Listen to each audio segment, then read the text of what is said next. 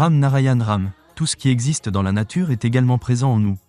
Si la nature est la source du grand cosmos, alors nous sommes tous nés de la nature et chaque qualité et élément de la nature se retrouve en chaque être humain.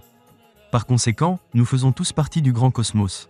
Les concepts d'Allah, de Dieu, de Bhagwan ou de toute autre croyance sont en réalité un seul et même principe, et ils sont le grand cosmos. Le but pour lequel le grand cosmos nous a envoyés ici réside en nous-mêmes, et ce but est notre conscience. La constitution et la religion créées par les humains ne sont pas scientifiques.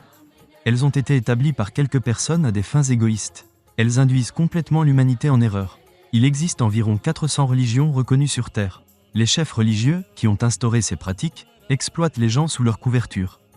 La première chose que l'être humain doit comprendre, c'est que lorsqu'il vient au monde, quelle que soit la durée de sa vie, il devra finalement mourir. La mort est une vérité éternelle. Alors, pourquoi éprouver de la jalousie ou de la haine dans cette courte existence ?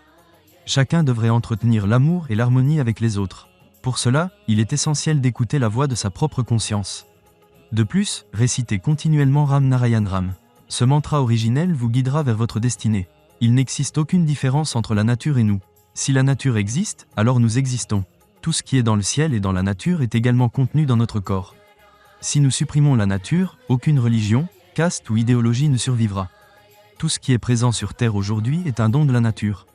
Nous devons toujours honorer la nature, nous en souvenir et remercier le ciel de nous avoir donné cette vie et tous les conforts matériels. De nos jours, les humains ont oublié qu'ils ne possèdent rien en propre sur cette terre. Les concepts de religion, de caste, de division sociale et de hiérarchie, la nature les a-t-elle créés ? Non, ils ont été créés par les hommes de cette terre, ce sont des inventions humaines. Plus nous remercions la nature, plus nous réalisons à quel point nous lui devons tout. C'est grâce à la nature que nous existons. Sinon, quelle serait notre véritable existence ? La nature nous a donné la vie, et c'est d'elle que proviennent notre conscience et notre intelligence. Tout ce que nous faisons dans la vie devrait être guidé par l'écoute de notre propre conscience. Celle-ci nous indique ce qui est juste et ce qui est erroné. Bien souvent, dans la vie, nous nous apprêtons à commettre une erreur, et soudain, une voix intérieure nous avertit « Arrête, ne fais pas cela, ce n'est pas juste ». Cette voix n'est celle de personne d'autre que notre propre conscience. Si nous l'écoutons, nous ne ferons jamais de mauvaises actions.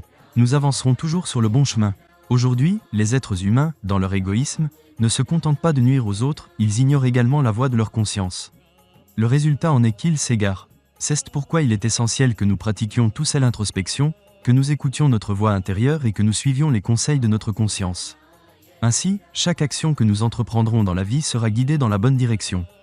De plus, continuez à réciter Ram Narayan Ram, car ce nom est celui qui libère votre vie.